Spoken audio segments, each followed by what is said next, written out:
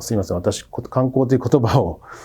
本当はツーリズムっていう言葉を使った方がいいんですけど、人の回遊なんですよね。観光っていうと何かこう、キラキラ光るものを、光を見に行くっていう、それが観光っていうふうに思われてますけど、実はツーリズムっていうのはもっとダイナミックでですね。久保孝之です。私の専門はですね、都市の研究になります。簡単に言うと、どうやってより良い都市を作るかみたいな、そういったことで、研究を行っています。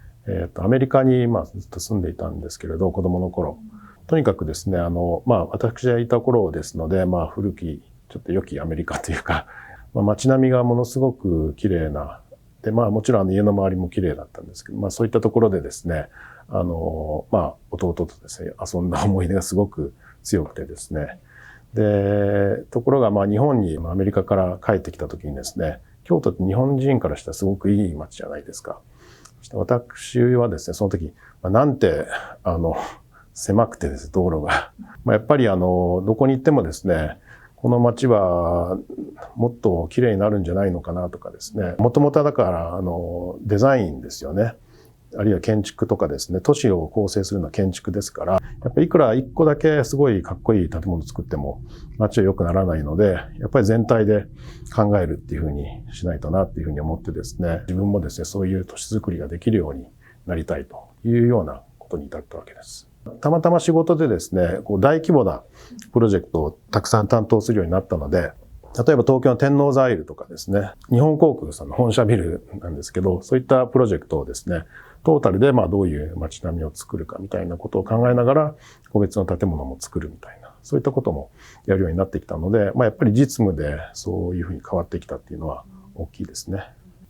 観光系の事業を主に担当しているので、観光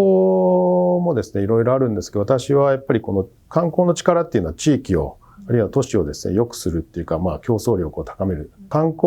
そもそも観光っていうのはね、すいません、私、観光という言葉を、本当はツーリズムっていう言葉を使った方がいいんですけど、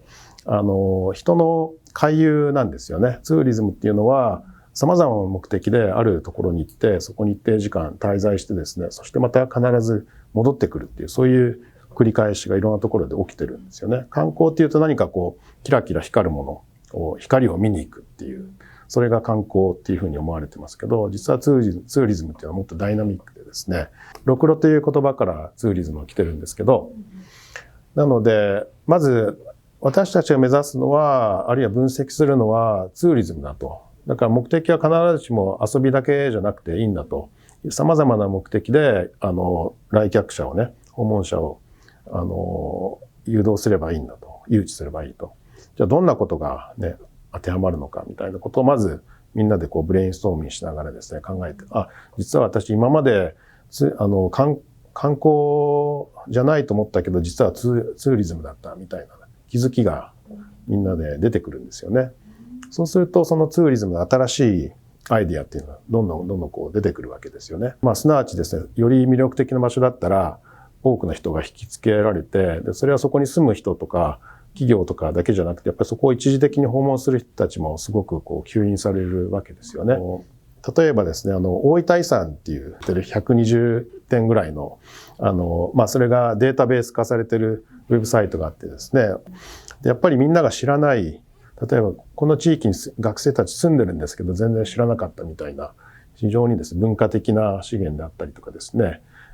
自然の資源であったりとか、そういったものがあるわけですよね。どこにでもみんな資源はね、掘ればそれなりのものがあるはずなので、例えば豊後高田の昭和な街、レトロな街並みで有名なとこなんですけど、課題はやっぱりいかにしてもうちょっと長くいてもらって、で、お金をたくさん使ってもらうかみたいなことになってくるので、あるグループはですね、もともとある古い街並みの、例えば家のですね、2階をちょっと改装して、民泊みたいにしてですね、それで昭和風の、ちゃぶ台があるようなですね、それでお布団もちゃんと自分たちで出してする体験ができるような、そういう施設を作ったりとかですね、自分の力でね、とにかく、外でいろんなことがやりたいとか、そういったことがちゃんとできるようになったらね、達成感もあるんですけど、そういうことがやっぱり好きな人が向いてるのかなと思います。